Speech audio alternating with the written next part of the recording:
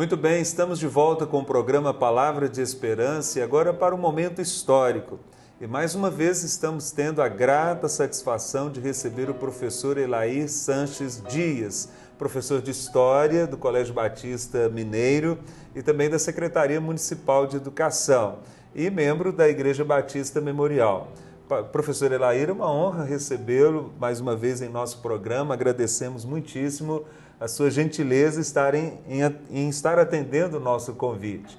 E gostaria de começar lhe perguntando, porque quando a primeira Igreja Batista foi organizada em 12 de março de 1931, Belo Horizonte era uma cidade adolescente, contava com 15 anos naquela época.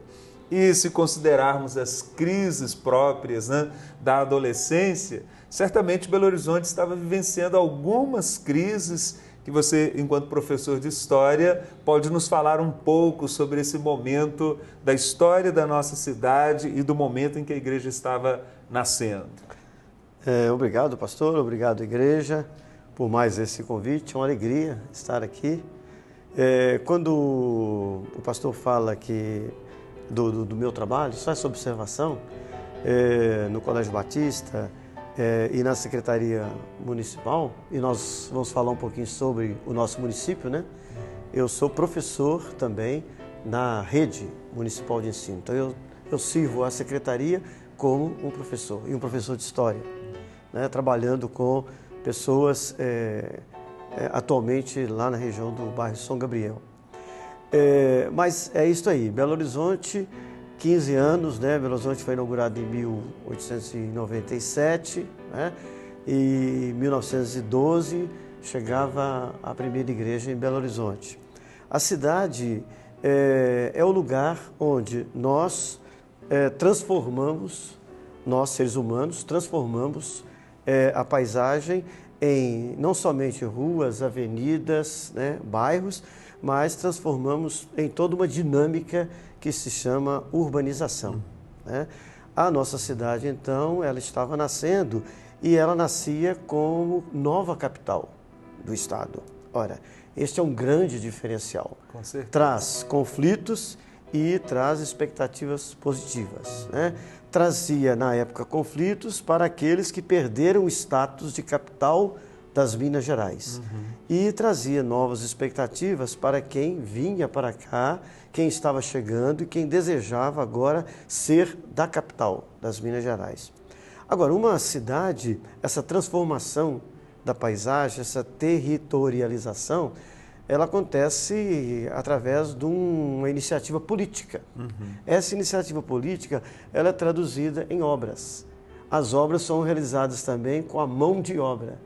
E a nossa história registra um conflito e, ao mesmo tempo, uma certa decepção por parte de centenas que trabalharam na construção e que, passados os 15 primeiros anos e chegando quase aos 20 anos, eles não tinham ainda um abrigo definitivo. Ou seja, aqueles que ajudaram na construção da cidade, operários, servidores em geral nas obras, eles não tiveram um lugar definitivo para morar, um abrigo definitivo para morar.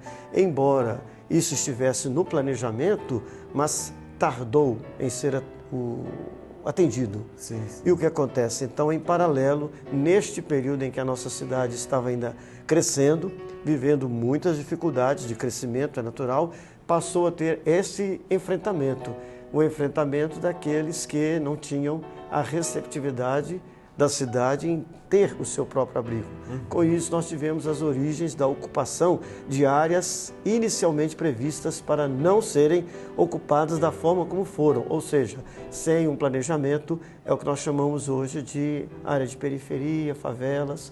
Lógico que não são as mesmas de hoje, Esse inchaço da cidade representa hoje muito mais do que foi no passado, mas algumas áreas que até hoje tem a marca, alguns bairros que até hoje têm uma marca de serem áreas inferiores, estão ligadas a esse início da ocupação da cidade. Esse conflito inicial, que tem a sua origem na política do planejamento da construção, mas sem a execução de uma política de ocupação, de abrigo para aqueles que ajudaram a construir. É um lado da história aí que às vezes não é muito contado. E essa questão da crise, como que uma igreja, seja naquele contexto, no nosso contexto, porque em todas as épocas se vivencia crises, né? Como que a igreja pode, de alguma forma, responder a momentos como esse? Bom, a igreja, tanto hoje, ela tem um papel muito importante, como nós sabemos, né? Mas reportando aí a origem da primeira igreja nesse momento da história da cidade, eu fico pensando que a cidade tinha, a pequena população da cidade tinha toda uma cultura tradicional, assim como o Brasil inteiro, né? O Brasil não tinha tantos anos como um país republicano, né? Não era tão antigo o fim do período da monarquia, quando a Igreja Católica era oficial no Brasil.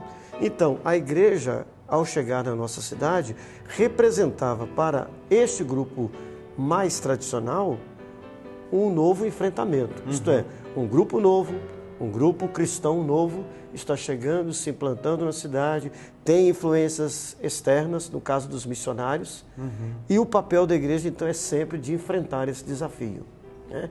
E eu acho que a primeira igreja, completando hoje 100 anos, e todas as filhas da primeira igreja que daí vieram, foram abençoadas por Deus, porque hoje, mais de 100 anos de Belo Horizonte e agora 100 anos da primeira igreja, né, nós podemos ver que tanto a população de Belo Horizonte, que tinha uma previsão para quando a cidade completasse 100 anos, e isso foi agora no final do século XX, em 97, né, 1997, a previsão de que a população talvez não chegasse a 100 mil, Belo Horizonte comemorou o seu primeiro século com 2 milhões de habitantes.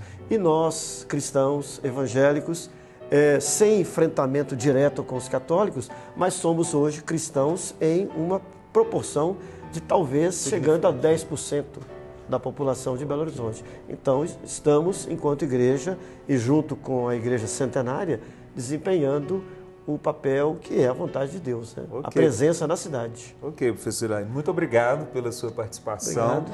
Enriqueceu muito o nosso programa. Obrigado a você, telespectador, pela audiência e esperamos você no próximo programa. Que Deus abençoe ricamente a sua vida. Até lá.